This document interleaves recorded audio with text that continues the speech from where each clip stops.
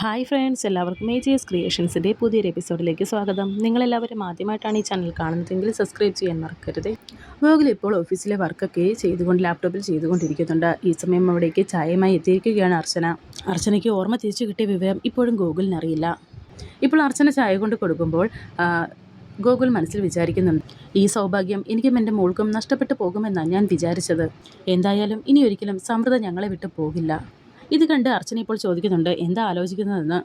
ഒന്നുമില്ല, കുറച്ച് ദിവസം ലീവ് ആയിരുന്നത് കൊണ്ട് വർക്ക് കുറച്ച് പെൻഡിങ് ആയി എന്ന് ഗോകുൽ പറയുന്നുണ്ട്. അങ്ങനെ ഇപ്പോൾ അർച്ചന പോകാൻ തുടങ്ങുമ്പോൾ അർച്ചനയുടെ കയ്യിൽ കയറി പിടിക്കുന്നുണ്ട് ഗോകുൽ. അർച്ചന ഒന്ന് ഗോകുലിനെ ഇങ്ങനെ നോക്കുന്നുണ്ട്, എന്നിട്ട് കൈ പിടിക്കുന്നുണ്ട് അർച്ചന.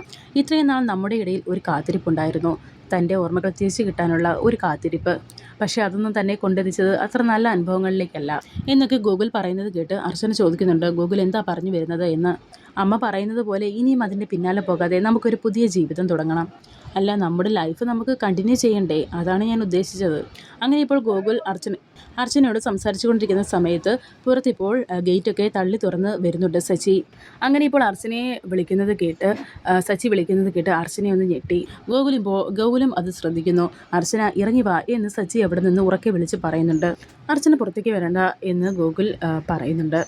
ശേഷം ഗോകുൽ ഇപ്പോൾ സച്ചിയുടെ അടുത്തേക്ക് പോവുകയാണ്. അർച്ചന എന്ന് പറഞ്ഞ് കുറേ തവണ അവിടെ നിന്ന് വിളിക്കുന്നുണ്ട് സച്ചി. നിന്റെ സച്ചിയേട്ടനെ വിളിക്കുന്നത്, ഇറങ്ങി വാ എന്നൊക്കെ സച്ചി അവിടെ നിന്ന് പറയുന്നു.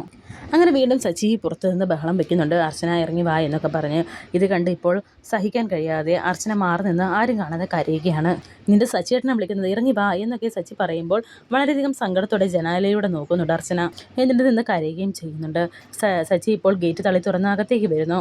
അർച്ചന, നീ എൻ്റെ മുഖത്ത് നോക്കി സച്ചിയേട്ട ഒന്നൊന്ന് വിളിക്ക്, ഇറങ്ങി വാ എന്നൊക്കെ ഇങ്ങനെ പറയുന്നുണ്ട് സച്ചി. അങ്ങനെ ഇപ്പോൾ സച്ചിയെ തടയുന്നുണ്ട് ഗോകുൽ. താനെന്ത് മര്യാദകേടായി കാണിക്കുന്നത്?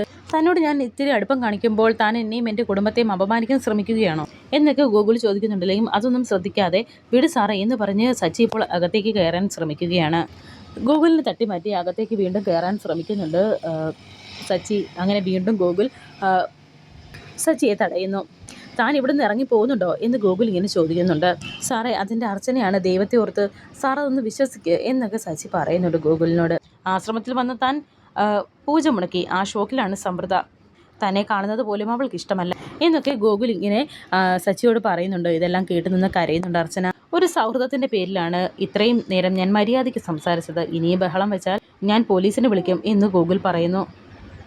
സാർ, ഞാൻ പറയുന്ന ഒന്ന് കേൾക്ക് എന്നിങ്ങനെ പറഞ്ഞ് വീണ്ടും ബഹളം വയ്ക്കുന്നുണ്ട് സച്ചി ഇങ്ങനെ തള്ളി മാറ്റുന്നുണ്ട് ഗോകുൽ. മാറ്റി നിർത്തി പറഞ്ഞ് തൻ്റെ മാനസിക നില തെറ്റിയിരിക്കുകയാണ് എന്ന് ഗോകുൽ പറയുമ്പോൾ, എൻ്റെ മാനസിക നിലയ്ക്ക് ഒരു കുഴപ്പവുമില്ല, എനിക്ക് അർച്ചനയെ കാണണം എന്ന് സച്ചി വീണ്ടും അത് തന്നെ പറഞ്ഞുകൊണ്ടിരിക്കുന്നു. നിങ്ങൾ എന്താ അർച്ചനയെ ചെയ്തത്? അവൾക്ക് എങ്ങനെയാണ് ഓർമ്മ നഷ്ടപ്പെട്ടത്? അർച്ചനയില്ലാതെ ഞാൻ ഇവിടുന്ന് പോകില്ല സാറേ. ആര് വേണമെങ്കിലും ഇങ്ങോട്ട് വന്നോട്ടെ, എന്നെ കൊന്നാലും ഞാനിവിടെ നിന്ന് പോകില്ല എന്നൊക്കെ സച്ചി പറയുന്നു. എൻ്റെ ക്ഷമയെ പരീക്ഷിക്കരുത്, ഇറങ്ങിപ്പോടോ എന്ന് പറഞ്ഞ് സച്ചിയെ പിടിച്ച് തള്ളുന്നുണ്ട് ഗോകുൽ. എന്നെ കൊന്നാലും ഞാൻ ഇവിടെ നിന്ന് പോകില്ല, എനിക്ക് എൻ്റെ അർച്ചനയെ കാണണം, എനിക്ക് അവളോട് സംസാരിക്കണം. അവൾക്ക് ഓർമ്മയില്ലാത്തത് കൊണ്ടാണ് അവൾ എന്നെ തിരിച്ചറിയാത്തത്.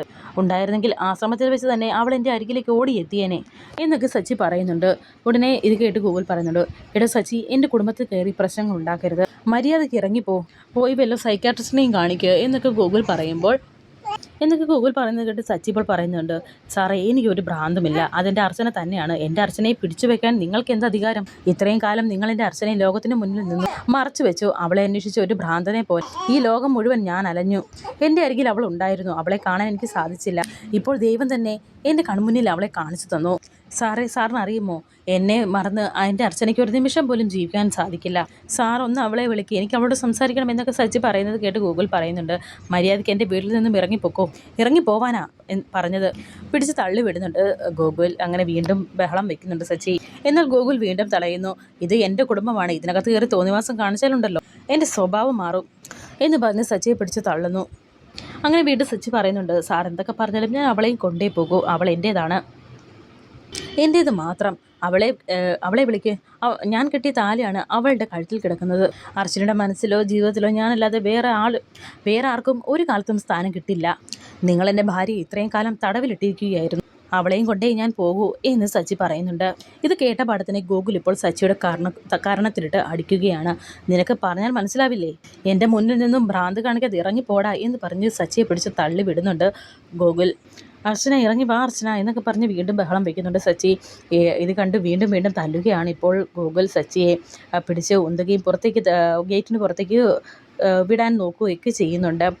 ഇതൊക്കെ കണ്ട് നിന്ന് കരയുന്നുണ്ട് ഇപ്പോൾ അർച്ചനയ്ക്ക് സച്ചിയെ തല്ലുന്നത് കണ്ടിട്ട് സഹിക്കാൻ കഴിയുന്നില്ല. നിസ്സഹായ അവസ്ഥയിലാണ് ഇപ്പോൾ അർച്ചന. ഈ സമയം ഇപ്പോൾ ശിശിരയും ശോഭനയും പുറത്തേക്ക് വരുന്നുണ്ട്.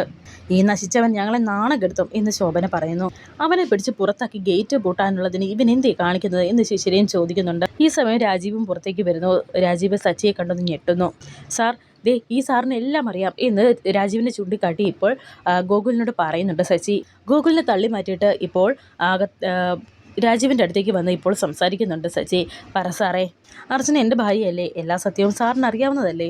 എൻ്റെ അർച്ചനയുടെ ഫോട്ടോ ഞാൻ സാറിന് കാണിച്ചു തന്നല്ലേ? പറ സാറേ, ഗൂഗിൾ സാറിനോട് സാറെങ്കിലും ഒന്ന് സത്യം പറയേ പ്ലീസ് സാറേ എന്നൊക്കെ സച്ചി ഇപ്പോൾ രാജീവിനോട് പറയുന്നുണ്ട്. എന്താ നോക്കി നിൽക്കുന്നത്, ഇവനെ പിടിച്ച് പുറത്താക്ക് എന്ന് ശോഭന പറയുമ്പോൾ സച്ചി പറയുന്നുണ്ട്, ഞാൻ നിങ്ങളെ ആരെയും ഉപദ്രവിക്കാൻ വന്നതല്ല, സത്യം ഈ രാജീവ് സാറിനറിയാം എന്ന് സച്ചി പറയുന്നു. അർച്ചന ഇപ്പോൾ അവിടേക്ക് വന്ന് ഒന്ന് മറഞ്ഞു നിൽക്കുന്നുണ്ട്.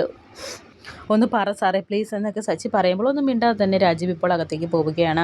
രാജീവ് അകത്തേക്ക് പോകുന്നത് കണ്ട് സാറേ ഒന്ന് പറ സാറേ പ്ലീസ് എന്ന് പറഞ്ഞ് അകത്തേക്ക് പോകാൻ തുടങ്ങുമ്പോൾ ഇപ്പോൾ ഗോകുൽ സച്ചിയെ പിടിച്ച് പുറത്തേക്ക് വലിക്കുന്നുണ്ട്. സാറിന് ഞാൻ പറഞ്ഞത് വിശ്വാസമായില്ലെങ്കിൽ ഞാൻ ഇപ്പോൾ കാണിച്ചു തരാം എന്ന് പറഞ്ഞ് സച്ചി ഫോൺ എടുക്കാൻ തുടങ്ങുകയായിരുന്നു.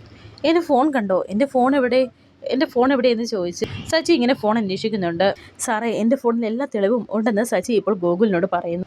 നീ മിണ്ടിപ്പോകരുത് എന്ന് ഗോകുൽ പറയുകയാണ് ഇപ്പോൾ സച്ചിയോട്. നീ ഇനി ഒന്നും മിണ്ടിപ്പോകരുത് എന്ന് പറഞ്ഞ് ഇപ്പോൾ സച്ചിയെ ഗേറ്റിന് പുറത്തേക്ക് വലിച്ച് ഇഴച്ച് കൊണ്ടുപോയി ഗേറ്റ് പൂട്ടുന്നുണ്ട് ഗോകുൽ. സാറേ, ഇതുകൊണ്ട് തന്നെ ഒഴിവാക്കാമെന്ന് സാർ വിചാരിക്കേണ്ട, ഞാൻ വീണ്ടും വരും, ഞാൻ എൻ്റെ അർച്ചനയെ കൊണ്ടുപോവുകയും ചെയ്യും എന്ന് സച്ചി ഇപ്പോൾ ഗോകുലിനോട് പറയുന്നു. ഗോകുൽ ഇപ്പോൾ അകത്തേക്ക് പോകുന്നുണ്ട്. അർച്ചന ഇറങ്ങി വാ അർച്ചന എന്ന് പറഞ്ഞ് വീണ്ടും ബഹളം വയ്ക്കുകയാണ് സച്ചി.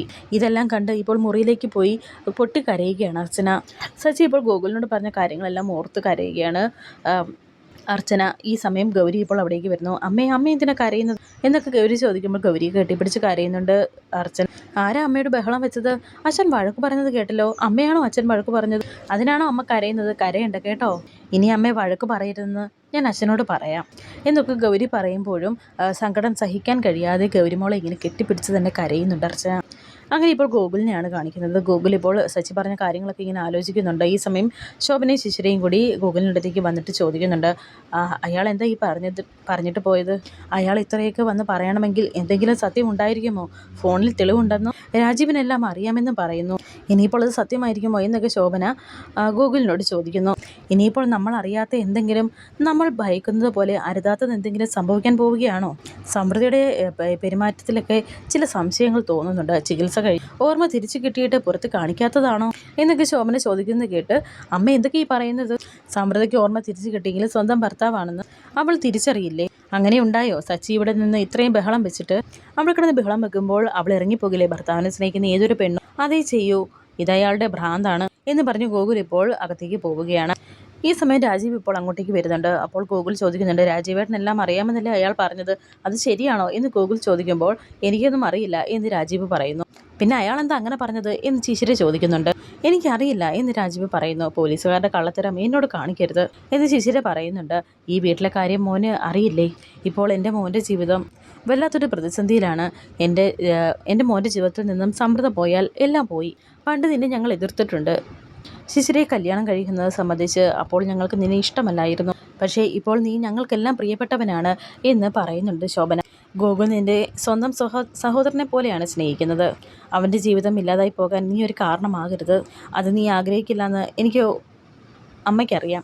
സത്യം മാത്രമേ പറയാവൂ. സച്ചി പറഞ്ഞിട്ട് പോയതിൽ എന്തെങ്കിലും കാര്യമുണ്ടോ എന്നൊക്കെ ശോഭന ചോദിക്കുമ്പോൾ രാജീവ് പറയുന്നുണ്ട്, ഈ കുടുംബത്തിനോ എൻ്റെ അളിയനോ ദോഷം വരുന്നതൊന്നും ഞാൻ ചെയ്യില്ല. അവനെന്തോ ഭ്രാന്ത് പറഞ്ഞിട്ട് പോയതാണ് എന്ന് രാജീവും ഇപ്പോൾ പറയുന്നു. എനിക്കതിനെക്കുറിച്ച് ഒന്നും തന്നെ അറിയില്ല എന്നും രാജീവ് പറയുന്നുണ്ട്. രാജീവേട്ടൻ പറഞ്ഞത് കേട്ടില്ലേ? സച്ചിയുടെ തലയിൽ നെല്ലിക്കാത്തളം വെക്കണം എന്ന് ശിശിര. ശേഷം ഇപ്പോൾ അവന്തികയാണ് കാണിക്കുന്നത്. അവന്തികയും ശോഭനയും കൂടി ഫോണിൽ സംസാരിക്കുന്നുണ്ട്. അമ്മയുടെ ആഗ്രഹം പോലെയെല്ലാം നടന്നില്ലേ എന്നിങ്ങനെ അവന്തിക ചോദിക്കുന്നുണ്ട്. അതല്ല ഇപ്പോഴത്തെ പ്രശ്നം. ആശ്രമത്തിൽ വെച്ച് അവൻ്റെ ഭാര്യയാണെന്ന് പറഞ്ഞ് ബഹളം വെച്ചത് പോരാതെ ഈ മുറ്റത്ത് വെച്ചും അവൻ ബഹളം വെച്ചു. ഇവിടെ നടന്ന അംഗം മോളൊന്ന് കാണേണ്ടതായിരുന്നു. ഒടുവിൽ ഗോകുൽ അവനെ തല്ലി പുറത്താക്കി എന്ന് ശോഭന ഇപ്പോൾ അവന്തികയോട് പറയുന്നുണ്ട്. എന്നിട്ട് സമൃദ്ധി എന്തെങ്കിലും പറഞ്ഞോ, അവൾ എന്തെങ്കിലും പ്രതികരിച്ചോ എന്നൊക്കെ ഇപ്പോൾ അവന്തിക പേടിയോടെ ചോദിക്കുന്നുണ്ട്. എന്ത് പ്രതികരിക്കാൻ, അവൾ മൈൻഡ് പോലും ചെയ്തില്ല.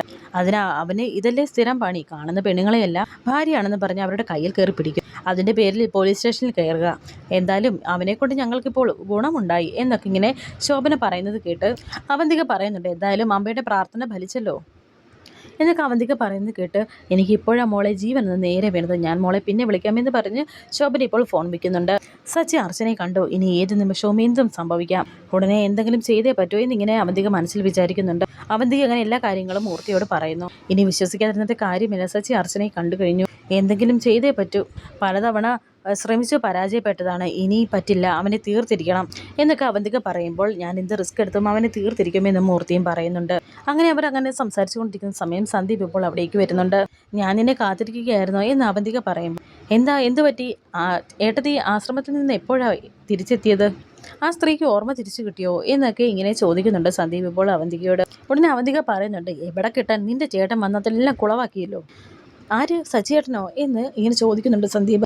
നിന്റെ ചേട്ടന് ഭ്രാന്ത് പിടിച്ചോന്ന് ഇപ്പോൾ എൻ്റെ സംശയം. ആ വക്കീൽ പെണ്ണിൻ്റെ വാലിൽ തൊങ്ങി അവൻ ആശ്രമത്തിലും എത്തിയിരുന്നു. പിന്നെ അവിടെ വെച്ച് പട്ടാപ്പകൽ ആ സ്ത്രീയെ കയറി പിടിക്കുകയും ചെയ്തു. അതോടെ ആ പൂജയും മുടങ്ങി, എല്ലാം കുളമായി എന്നൊക്കെ അവന്തിക പറയുന്നത് കേട്ട് ഇപ്പോൾ വളരെയധികം ദേഷ്യത്തോടെ നിൽക്കുന്നുണ്ട് സന്ദീപ്. വരാനിരിക്കുന്ന പുതിയ എപ്പിസോഡുകളുമായി വീണ്ടും കാണാം. Thank you for watching.